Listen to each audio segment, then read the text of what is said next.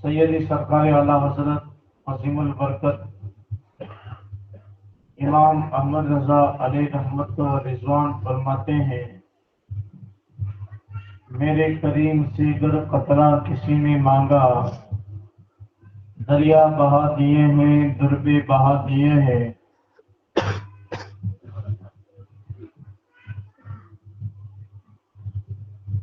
فرش والے تیری شوکت کا علو کیا جانے، خسروا عرش پہ اڑتا ہے فریرا تیرا، واہ کیا جود و کرم ہے شہبت ہا تیرا، نہیں سنتا ہی نہیں مانگنے والا تیرا۔ حضرات، محرم الحرم کی آج تیسری شب میں تیسری تقریر ہے، جس میں الحمدللہ بلا ناغہ ہماری آپ کی حاضری ہوئی۔ اللہ اپنے حبیب کریم صلی اللہ علیہ وسلم کے صدقے میں ہمارے اس کاوشوں کو، اس محفل باعظمت کو اپنی بارگاہ کرم میں قبول فرمائے اور ہمارے لیے نجات کا ذریعہ بنائے۔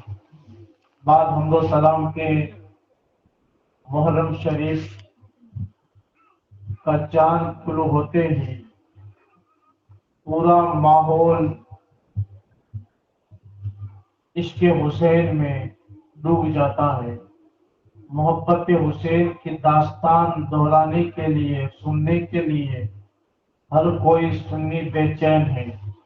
ہم ماتم نہیں کرتے، ماتم منانا یہ سنیوں کا شیوان نہیں ہے، بلکہ ہم حسین پاک کی یاد کر کے ان پر آنے والے مصائب و آلام و تکالیف و جو شدید تر آپ پر پیش آئی قدم قدم پر، اس واقعات میں حسین پاک کے صبر و رضا اور ہمت و جواں مردی کو یاد کر کے ہم حسین اعظم کو ہزاروں سلام پیش کرتے ہیں اور ان کی ذکر پاک سے ہم اپنے آپ کو معمول کرتے ہیں۔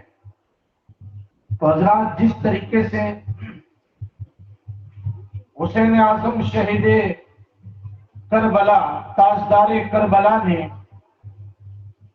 اسلام کی نمائش کے لیے، اسلام کی تعلیمات کو عام کرنے کے لیے مصطفیٰ جان رحمت صلی اللہ علیہ وسلم کے سنتوں کو اور آپ کے بتائے ہوئے اصولوں کو عام اور ہمیشہ کے لیے محفوظ اور مضبوط کرنے کے لیے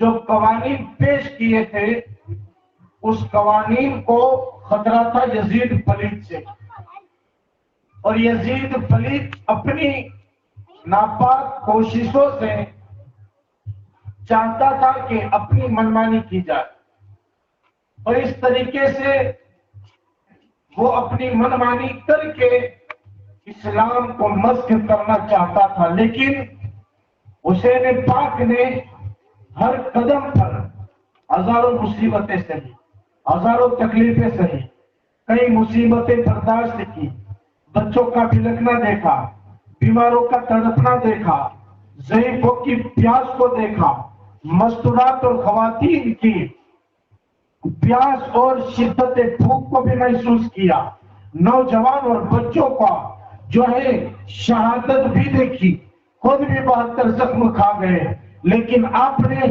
آنے والی ہر مصیبت کو سینے سے لگایا ہے، اور ہر قطرے کے ذریعے اسلام بستا گیا، اسلام کی ڈوبی کشتی بستی گئی، اور اسلام کو اپنے خون سے بچا کر کے یہ ثابت کر دیا، ہزاروں یزید آ جائے تنہا حسین اسلام بچا لے گا۔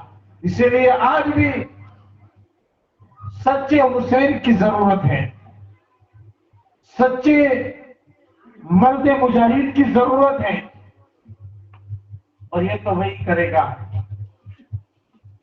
جس کی پرورش اسلام کے طور و طریقہ پر ہوئی ہو۔ اور اس طریقے سے آپ دیکھیں، اس سے پہلے بھی صحابہ کے دور میں بھی شدید حملے ہوئے، اسلام کو تکلیف پہنچائی گئی، اسلام کو جڑ سے اکھاڑنے کے لیے، اس دین متین کو ختم کرنے کے لیے ہر طریقے سے سازش سے رچی گئی، اور ہر چار طرف سے مسلمان اور اسلام پر حملہ جو ہوا وہ اسی نیت سے تھا کہ یہ دین متین ہمیشہ کے لیے کمزور ہو جائے اور ہمیشہ کے لیے ختم ہو جائے۔ لیکن انہیں پتا نہیں کہ یہ دین رب کا پیدا کیا ہوا دین ہے، اللہ کا بنایا ہوا دین ہے۔ اس دین کو جب رب نے بنایا ہے تو اس دین کی حفاظت کرنا بھی رب جانتا ہے، اور وہ جسے چاہتا ہے چون لیتا ہے اور اپنے بندوں کے ذریعے اسلام بچا کر کے ساری عزتیں اس کے سر پہ رکھ دیتا ہے۔ اس لیے آئے دیکھیں آقا کریم صلی اللہ علیہ وسلم جب اس خاندان عالم میں تشریف لائے، 40 سال تو آپ ان میں رہے، اور لوگوں نے مان لیا کہ آپ امین بھی ہیں، صادق بھی ہیں، آپ غریبوں کے ساتھ ہمدردی بھی کرتے ہیں، یتیموں کے ساتھ شفقت بھی کرتے ہیں، بیواؤں پر رحم بھی کرتے ہیں، اور آپ کے ایک ایک اخلاق لوگوں کے لیے درس بن گئے، لوگوں کی نئی زندگی کے لیے آپ کی زندگی جو مشعل راہ بن گئی۔ 40 سال کے بعد نبوت کا اعلان کیا تو لوگ آپ کے دشمن بن گئے، پتھر کے پجاری آپ کے دشمن بن گئے، اور آپ کو ہر طریقے سے ستایا گیا، آپ کو زخمی کیا گیا، مارنے کی پلاننگ کی گئی، دارالندوا میں میٹنگ کی گئی، اور آپ کو مٹانے کے لیے ہر ممکن کوششیں کی گئی، لیکن فانوس بن کی جس کی حفاظت ہوا کرے وہ شمع کیا مجھے جسے روشن خدا کرے۔ اللہ کے نبی صلی اللہ علیہ وسلم ظلم سہتے رہے، تکلیف بربریت سہتے رہے، آپ جس راستے سے گزرتے تھے آپ پر ظالم لوگ اپنی گھر کا کوڑا ڈالتے تھے اور آپ پر گندگی ڈالا کرتے تھے، اس طریقے سے آپ کو ستاتے تھے، جس راستے سے چلتے تھے ان راہوں میں کانٹے بچھائے جاتے تھے اور آپ کو دردناک اذیتیں دی جاتی تھی۔ آپ جب سجدے میں ہوتے تھے اونٹ کی اوجڑی لا کر کے آپ پر ڈالی جاتی تھی اور آپ کو شدید تکلیفیں دی جاتی تھی، لیکن آپ صبر کرتے تھے۔ آپ نے ہتھیار کیوں نہیں اٹھائے؟ آپ نے تلوار کیوں نہیں اٹھائی؟ آپ نے مقابلہ کیوں نہیں کیا؟ کیا آپ مجبور تھے؟ کیا آپ جو ہے مجبور تھے؟ کیا آپ بے بس تھے؟ کیا آپ کے پاس طاقت نہیں تھی؟ قسم خدا کی جس کے صدقے میں رب نے کائنات بنائی ہے تو کائنات کی طاقت بھی اسی رب نے مصطفیٰ کو دیتی ہے۔ کائنات ایک طرف ہو جائے تو مصطفیٰ کا بال بیٹا کوئی نہیں کر سکتا، لیکن رب کا حکم تھا محبوب ظلم پر، بربریت پر ابھی تمہیں صبر کرنا ہے، اور تمہارے جانثاروں کی شہادت پر ابھی تمہیں صبر کرنا ہے، تاکہ لوگ تمہارے اخلاق کو دیکھیں تو تمہارے گرو دیدہ ہو جائے۔ رب کا حکم تھا، اسی لیے درود شریف پڑھیں۔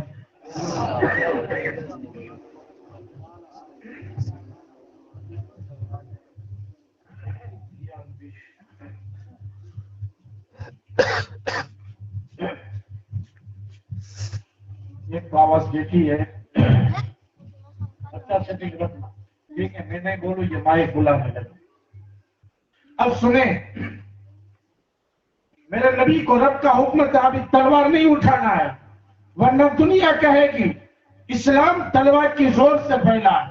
محبوب ظالموں کے سامنے چادر رحمت بچھا دو، گناہ گاروں کے سامنے اپنی دعائیں پیش کرو، جو تم پر ظلم کرتے ہیں ان پر رحمت و شفقت کا سایہ کرو، تاکہ دنیا دیکھے کہ اسلام تلوار کی زور سے نہیں مصطفیٰ کی اچھے اخلاق سے پھیلا ہے۔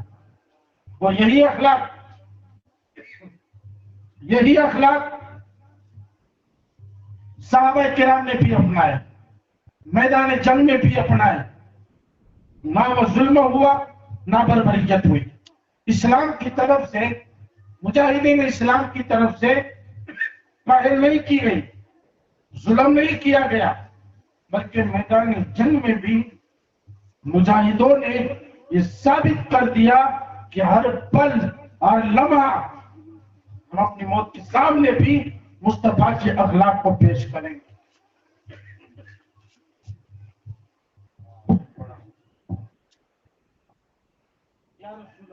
یا رسول اللہ.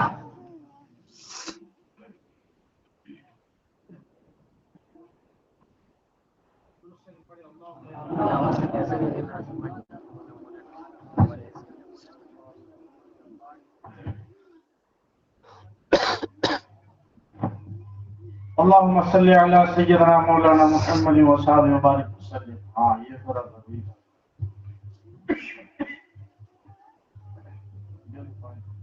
محبت سے درود پڑھیں.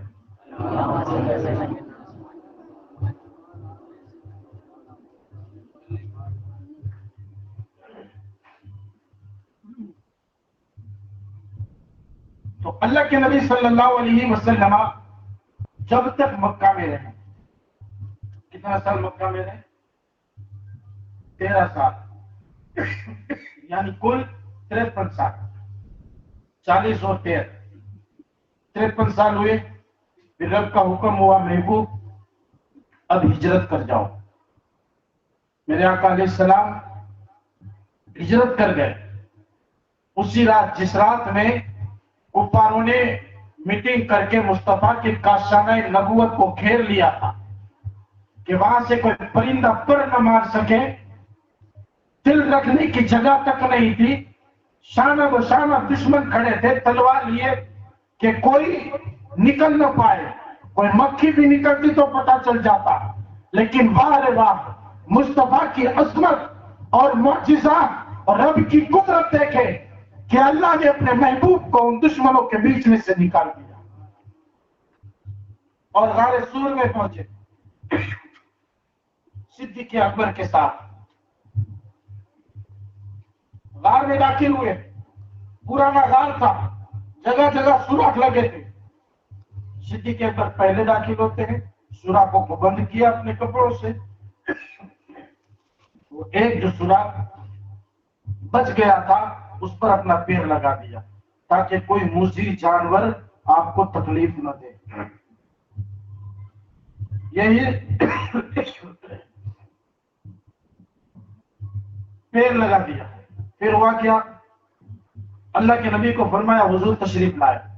اللہ کے نبی تشریف لائے. غار سے دور ایک درخت تھا. نبی نے حکم دیا اس درخت کو کہ ادھر آ جا. اب وہ درخت بالکل غار کے قریب میں آ کے کھڑا ہو گیا.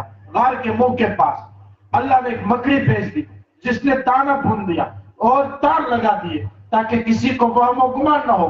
کبوتری نے انڈے دے دی تاکہ کسی کو وہم و گمان نہ ہو کہ مصطفیٰ یہاں سے گئے ہیں. کفار مکہ کو پتا چلا تو نبی کو تلاش کرنے ہر چار طرف گھوڑے اونٹ دوڑا دیے، یہاں تک کہ مکہ کے کافر اس گاڑ تک آ گئے. ابو بکر دیکھ رہے ہیں مکہ کے کافروں کے پیر کو غار میں سے دیکھ رہے ہیں. ڈر گئے، پریشان ہو گئے. کہا حضور میں ڈر رہا ہوں کہ کہیں عبادت آپ کو تکلیف نہ دے. اس وقت میرے نبی نے فرمایا تھا لا تحزن ان اللہ معنا. ابو بکر غم نہ کر، اللہ ہمارے ساتھ ہے. ہم دو نہیں ہیں، ہم دونوں کے بیچ میں خدا بھی ہمارے ساتھ ہے. اب کسی نے کہا کہ اس گھر میں دیکھے تو کسی کافر نے کہا ابے تیری عقل مار دی گئی کیا؟ اگر اس میں گئے ہوتے تو یہ درخت کی ٹہنیاں ٹوٹی ہوئی ہوتی، یہ مکڑی تار نہ بھونتی، یہ کبوتری انڈا نہ دیتی. اس سے پتہ چلتا ہے کہ یہاں کوئی نہیں گیا، دیکھنے کا سوال ہی نہیں. اللہ نے واپس پلٹا دیا منہ کی گاڑی اور مصطفیٰ 3 دن رکے. وہ 3 دن رکنے کے بعد اللہ کے نبی مدینہ شریف میں ہجرت کر گئے. اب وہاں پہنچے تو کفار مکہ نے جیل سے بیچنے نہیں دیا. ابو جہل نے، اب آپ دیکھیں،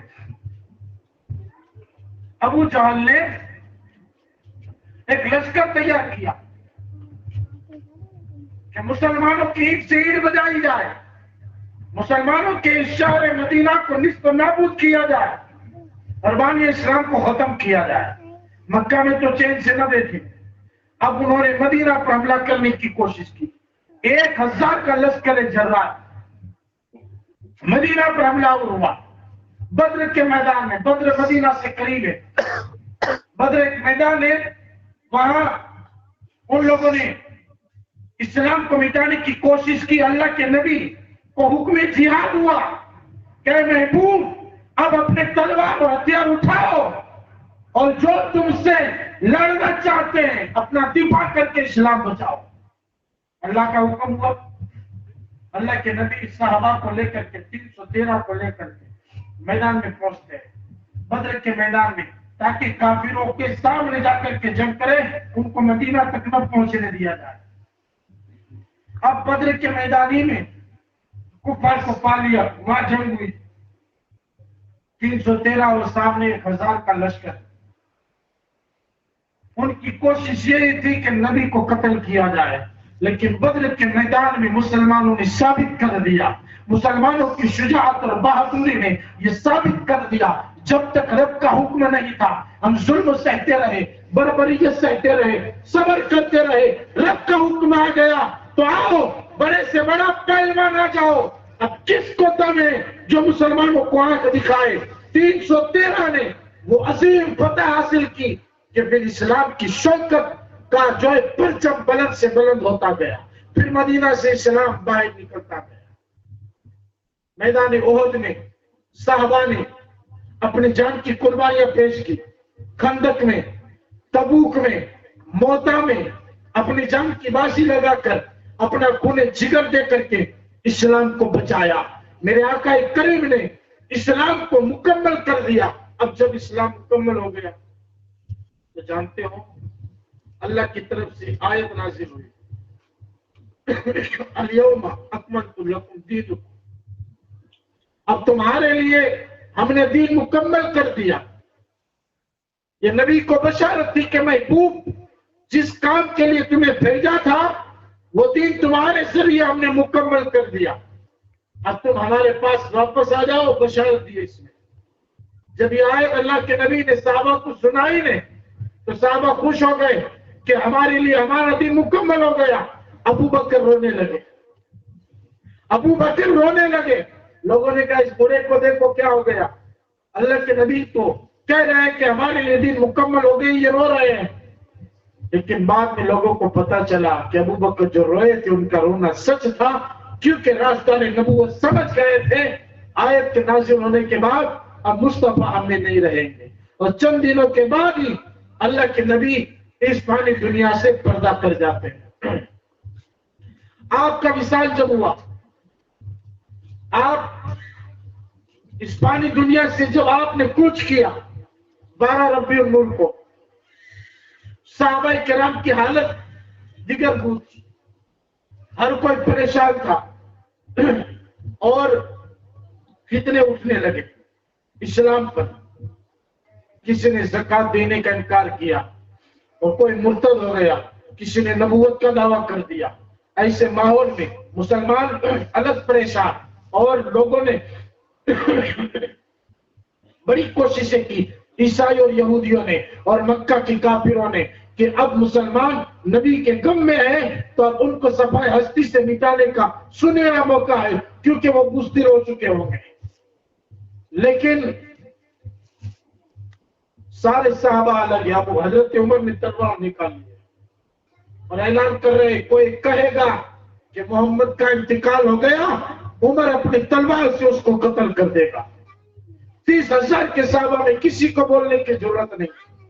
حضرت علی جیسا بہادر خیبر شکن جو خیبر کا فاٹک اکھاڑ دے اور جس کو ڈھال بنا لے، ایسا بہادر دلدل سوار نڈال ہو کر کے بیٹھ جاتے کہ چلنے کی ہمت نہیں. عثمان ذوالنورین نے چاہ نہیں، لیکن کسی نے بھی اب ہمت نہیں، کچھ بولنے کی ضرورت نہیں. سمجھ میں نہیں آ رہا کیا کرے. ایک بحران ہے، قیامت صغریٰ کا ماحول ہے. اسی عالم میں ابو بکر ہی کی ذات تھی، صدیق اکبر ہی کی ذات تھی، جو رازدار نبوت کے ساتھ، جو عاشق ہونے کے ساتھ، جو اس کے رسول کی دولت سے مالا مال ہونے کے ساتھ اللہ نے آپ کے ہوش و حواس ٹھکانے رکھے. جب آپ کو پتا چلا کہ اللہ کے نبی وصال کر گئے، اپنے گھر میں تھے، دوڑے ہوئے آئے اور سیدھے بارگاہ رسول میں حاضر ہوتے ہیں. چادر کو ہٹایا، پیشانی کو بوسا دیا اور پھر جو ہے باہر نکلتے ہیں. مجموعہ میں اعلان کیا اور لوگوں کو بتایا، سن لے وہ لوگ جو محمد کی عبادت کرتے تھے، محمد وصال کر گئے، اور جو خدا کی عبادت کرتے تھے، سن لے اللہ حی القیوم کل بھی زندہ تھا، آج بھی زندہ ہے، نہ اس سے موت ہے اور نہ موت آئے گی. آپ کی تقریر نے صحابہ کو تسلی دی اور پھر غسل دیا اور آپ کو کفنایا گیا سوتی 3 کپڑوں میں، اور پھر آپ کو قبر اطہر میں رکھا گیا. تو اس وقت جب آپ کو قبر اطہر میں رکھا گیا نا، تو سب سے آخر میں نکلنے والے جو تھے نا، وہ حضرت کلثوم بن عباس تھے. وہ فرماتے میں نے دیکھا نبی کے لب ہلے، میں نے کان قریب کیے تو لبائے مبارک سے آواز آئی تھی، رب حبلی امتی، رب حبلی امتی. آخری وقت میں بھی بعد وصال وہ نبی اپنی امت کو نہ بھولے. پھر آپ پر مٹی برابر کی گئی. ابوبکر صدیق خلیفہ بن گئے.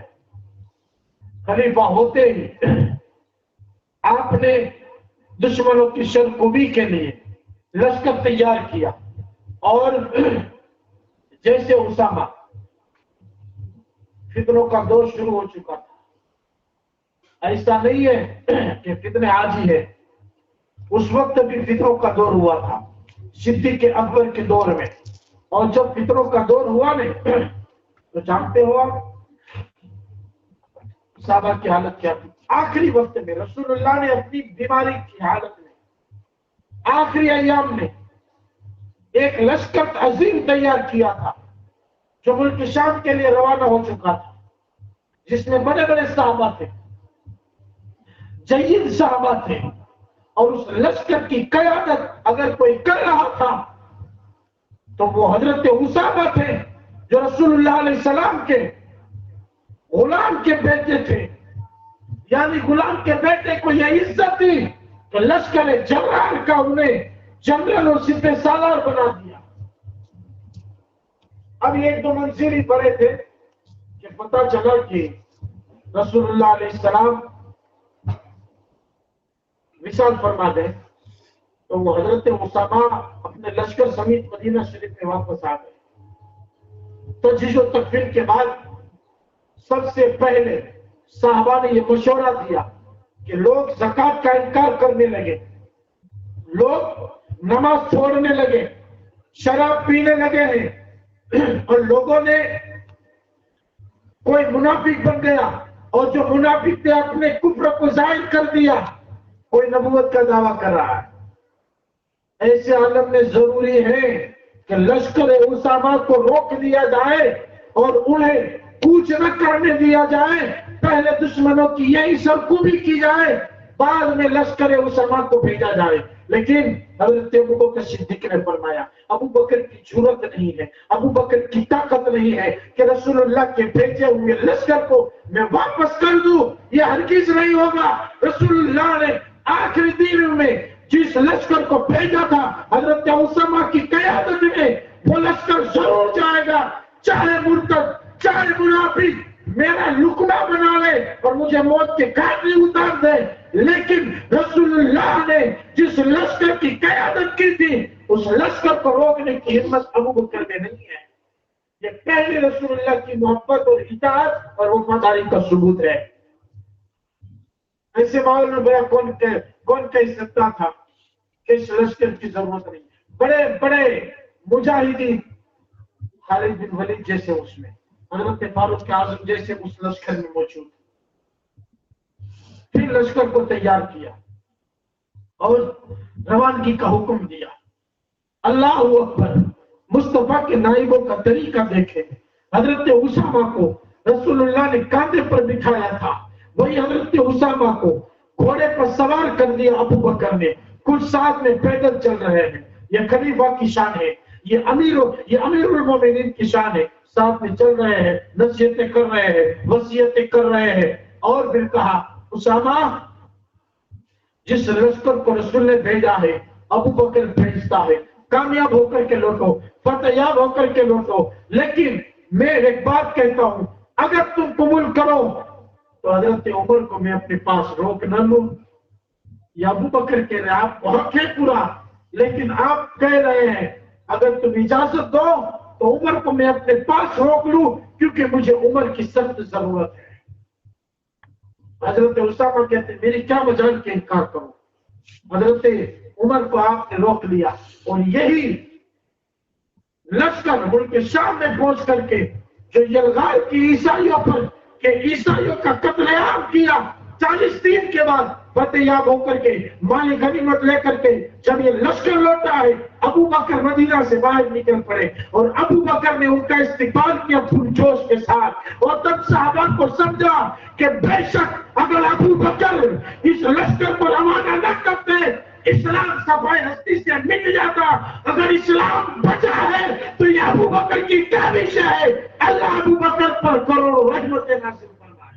میاں کربلا تو بعد میں ہے، پہلے ابو بکر نے اسلام بچا لیا ہے.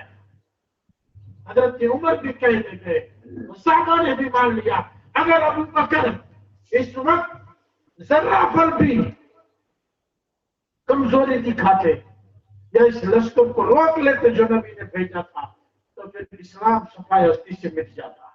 ابو بکر کے دل میں اللہ نے وہ باتیں ڈالی. اسی لیے نبی نے فرمایا کہ ابو بکر نے اپنی دولت اور کثرت نماز اور کثرت روزوں کی وجہ سے یہ فضیلت نہیں پائی ہے، بلکہ ان کے دل میں اللہ نے جو بات ڈالی ہے اور ان کی زبان سے جو بات نکلتی ہے، وہی وجہ سے اللہ نے انبیاء کے بعد سب کے انبیاء کے بعد جو عظیم مقام فضیلت کا اگر کسی کو دیا ہے تو وہ ابو بکر کی ذات ہے. افضلیت پہلے ہے ابو بکر کی. اس لیے ماننا پڑے گا کہ حضرت ابو بکر سارے صحابہ میں انبیاء کے بعد سب سے اونچے مقام والے ہیں. تو ہم دیکھیں آپ حضرت ابو بکر صدیق نے یہاں اسلام کی کیا عظیم خدمت کی. پھر جو لوگ مرتد ہوئے انہوں نے اثر نو کلمہ پڑھا، پھر توبہ کی انہوں نے. پھر جو مانی نے زکات کی انہوں نے توبہ کر لی اور زکات دے دیا. اور جن لوگوں نے نبوت کا دعویٰ کیا تھا کچھ توبہ کر کے کلمہ پڑھ لیتے ہیں. اور مسلمت القذاب جیسوں کی سرکوبی کے لیے خالد بن ولید کا لشکر پہنچا اور ان کو تیاس نیاس کر کے رکھ کر کے اسلام کی عظیم خدمت کر کے پوری دنیا میں اسلام کا عظیم سکہ بٹھا دیا. یہ اسلام کی عظیم خدمت ہے. یہ چاروں خلفاء آج جس کا ذکر مختصر کرنا ہے مجھے، اللہ کے نبی کے یہ چار یاد جو ان سے دشمنی رکھیں وہ یا تو خارجی ہے یا تو رافضی ہے، اور جو ان چاروں سے محبت کرے اسی کا نام اہل سنت والجماعت ہے. صحابہ میں اور خلفاء میں ہم کسی کا مرتبہ کم نہیں کرتے، ہم کسی کے عیب جوئی بیان نہیں کرتے اور نہ کسی کا عیب سنتے ہیں. ہمارے صحابی کی فضیلت کو مانتے الحمدللہ. یہی ہمارے اسلاف نے ہمیں سکھایا ہے. اور ان چاروں نے جو دین کی خدمت کی ہے آج بھی تاریخ شاہد ہے. ہم ان چاروں کے سامنے خلافت کہاں سے شروع ہوئی؟ حضرت ابو بکر سے. ختم کہاں ہوئی؟ مولا علی پر. تو اب ترتیب دیکھیں، خلافت ابو بکر کی الف سے شروع ہوئی اور علی کی یہ پر ختم ہو گئی. تو حروف تیجی بھی دیکھیں آپ، الف سے شروع یہ پر ختم. تو یہاں پر بھی خلافت کی ترتیب ابو بکر کی الف سے شروع خلافت اور یہ پر ختم. تو ترتیب دیکھیں آپ. اور اس طریقے سے سب سے افضل میرے رسول نے جس کو کہا وہ ابو بکر ہے، پھر فاروق اعظم ہے، پھر عثمان غنی ہے، پھر مولا علی ہے. بس اس طریقے سے آپ مانو تو انشاءاللہ ایمان مضبوط ہوگا، ایمان محفوظ رہے گا. اب یہ چاروں نبی کونین کے کتنے قریب ہیں، ذرا اس کو بھی دیکھیں آپ. ابو بکر وہ پہلے ہیں جنہوں نے نبی کا کلمہ پڑھا ہے. آپ کا کلمہ پڑھا کیسے پڑھا؟ آپ بہت بڑے تاجر تھے، ابو بکر صدیق بہت بڑے تاجر تھے اور چیف منسٹر تھے، یعنی بہت بڑے جج تھے مکہ کے، بہت بڑے چیف منسٹر اور بڑے بڑے فیصلے کرتے تھے، اور آپ جو فیصلہ کرتے تھے اسی پر عمل کیا جاتا تھا. اب تاجر بھی تھے اور بچپنے کے نبی کے ساتھی بھی تھے، دوست بھی تھے. ملک شام گئے تجارت کی غرض سے. آپ نے وہاں ایک خواب دیکھا. کیا دیکھا؟ چاند و سورج اتر پڑے ہیں اور میری گود میں آ گئے، اور اوپر سے فرماتے کہ میں نے چاند و سورج کو سورج کے اوپر اپنی چادر ڈال لی اور ان کو سینے سے لگا لیا. گویا کہ وہ میرے اندر داخل ہو گئے چادر سورج سے، اور میں نے اس کو چھپایا اپنی چادر سے. میری آنکھیں کھل گئی. یہ خواب کی بات تھی، لیکن اس خواب کی تعبیر کے لیے میں شام کے راہب کے پاس پہنچا اور اس راہب سے اپنا خواب بیان کیا. تو راہب نے جب میرا خواب سنا نے تو مجھے دیکھتا ہی رہ گیا اور مجھ سے پوچھا کہاں سے آ رہے ہو، تمہارا نام کیا ہے اور کس قبیلہ سے ہو؟ تو ابو بکر فرماتے ہیں میرا نام ابو بکر ہے، مکہ کا رہنے والا ہوں اور میرا قبیلہ بنی ہاشم ہے. کہا تو تمہیں مبارک ہو کہ مکہ میں ایک نبی مبعوث ہو چکے ہیں جس کا نام محمد صلی اللہ علیہ وسلم ہے، اور وہ یتیم ہے. انہوں نے وہ نبی مبعوث ہو چکے ہیں اور وہ بنی ہاشم سے ہیں. مبارک ہو کہ تم ان کے خلیفہ بنو گے اور ان کے ساتھی بنو گے. اور سنو، میں نے ان کے اوصاف توریت میں پڑھے، زبور میں پڑھے، انجیل میں پڑھے، ان کی تعریفیں پڑھی تو میں ان پر ایمان لا چکا ہوں. ان کے نبوت سے پہلے میں ان پر ایمان لا چکا ہوں، لیکن عیسائیوں کے خوف سے میں نے اپنا ایمان بچایا ہے. جب تم جاؤ تو محمد عربی کو میرا سلام پیش کرنا. اب آپ اللہ کے نبی علیہ السلام کی محبت میں حیرت زدہ ہو گئے. شوق اتنا بڑا کہ مال تجارت کو جیسے تیسے آپ نے بیچا اور جلدی جلدی آپ مکہ پہنچتے ہیں. سیدھے گھر والوں سے کہا کیا کوئی بات رونما ہوئی ہے؟ تو لوگوں نے کہا کہ ہاں کچھ باتیں اس لیے کہ جب پتہ چلتی ہے کہ محمد نے نبوت کا اعلان کیا ہے، لیکن یہ ہم گھر والوں ہی کو پتا. حضرت ابوبکر صدیق فوراً اللہ کے نبی کی بارگاہ میں پہنچے. ابو بکر نے نبی کو دیکھا مسکرا دیا، نبی نے ابو بکر کو دیکھا مسکرا دیا، آنکھوں سے آنکھیں ملی اور مسکرا دیے ہوئی. حضرت ابو بکر عرض کرتے حضور سنا ہے کہ آپ نے نبوت کا دعویٰ کیا ہے؟ کہا بے شک ہاں، اللہ کی طرف سے میں نبی بکر کے مبعوث ہوا ہوں. ابو بکر کلمہ پڑھ لو، جلدی کرو اور تم سے سبقت نہ لے جائے. حضرت ابو بکر کہتے ہیں کہ حضور کوئی معجزہ دکھا سکتے ہیں؟ میرے نبی نے فرمایا ابو بکر ملک کے شام میں جو خواب دیکھا تھا اور راہب نے جو تعبیر بتائی تھی وہی تو میرا معجزہ ہے. ابو بکر سمجھ گئے بے شک یہ نبی ہے، بڑی بلا کسی چنو چرا کے کلمہ پڑا اور مصطفیٰ جان رحمت کے ساتھی بن گئے. سب سے پہلے ابو بکر نے کلمہ پڑھا. یہ حضرت ابو بکر کے ایمان لانے کا واقعہ ہے. اور جب ایمان میں آئے تو آپ نے پہ در پہ غلاموں کو آزاد کرنا شروع کیا اور پہ در پہ اسلام کی خدمت کرتے رہے. سب سے پہلے خطیب بھی آپ تھے. یہ جو دنیا میں مقرر تقریر کرتے ہیں نا، وہ صدقہ ابو بکر صدیق کی خطابت کا. سب سے پہلے دنیا اسلام کے خطیب کا نام ابو بکر صدیق ہے، اور سب سے پہلے اسلام میں سخی کا نام ابو بکر صدیق بنے، اور سب سے پہلے جس ذات نے کلمہ پڑھا وہ ابو بکر ہے. حضرت ابو بکر کے بارے میں نبی نے فرمایا میری امت کا ایمان ایک طرف رکھ دیا جائے، ابو بکر کا ایمان ایک طرف، تو میرے ابو بکر کا ایمان میری ساری امت پہ غالب آئے گا. یہ حضرت ابو بکر ہے. نبی نے بے حد محبت کی اور نبی نے خود فرمایا کہ جب لوگوں نے ساتھ چھوڑ دیا تب ابو بکر نے مجھے بچایا اور ابو بکر نے میری مدد فرمائی ہے کہ حضرت ابو بکر جو آپ رسول اللہ کے سچے جانشین اور انبیاء کے بعد سب سے افضل یا آپ کی ایمان لانے کا واقعہ ہوا. رسول اللہ علیہ الصلوۃ والتسلیم کی خلافت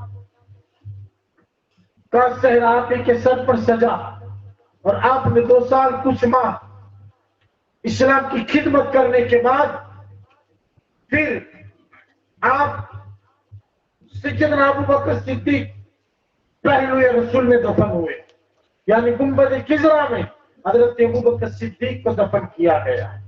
آج بھی حاضر عمرہ کرنے والے وہاں سلام پیش کرتے ہیں. آپ کے بعد خلیفہ بنے حضرت عمر. ابو بکر کے بعد عمر کا مقام آتا ہے. کون عمر؟ جس کو رسول اللہ نے اللہ سے مانگا، اے اللہ عمر بن خطاب کے ذریعے اسلام کو عزت عطا فرما. اور ہوا یہی، ادھر دعا اور دار ارکم میں، ادھر حضرت عمر نکلے ننگی تلوار لیے نبی کا سر کاٹنے کے لیے. کیا کچھ بھی ہو جائے محمد کا سر تن سے جدا کر کے، محمد کو ختم کر کے، بانی اسلام کا خاتمہ کر کے اسلام کو ختم کر دیا جائے. بڑے بہادر سے لوگ ڈرتے تھے عمر فاروق کے دبدبے سے. جا رہے تھے راستے میں، نعیم بن عبداللہ ملے کہ گھر کا راستہ ہے، کا سنا ہے کہ محمد دار ارکم میں اس کو قتل کرنے جا رہا ہوں تاکہ سارا کھیل ختم ہو جائے. تو اس صحابی نے کہا پہلے اپنے بھائی اور بہنوں کی خبر لو، وہ بھی مسلمان ہو گئے ہیں. حضرت عمر ننگی تلوار لیے ادھر چل پڑے کہ چلو بہن کو دیکھ لیا جائے، بعد میں محمد سے نپٹا جائے. ادھر حضرت عمر بان کے گھر پہنچے، دیکھا کہ لوگ قرآن کی تلاوت میں مشغول ہیں، قرآن پڑھ رہے ہیں، اور عمر کو دیکھا تو جو پڑھانے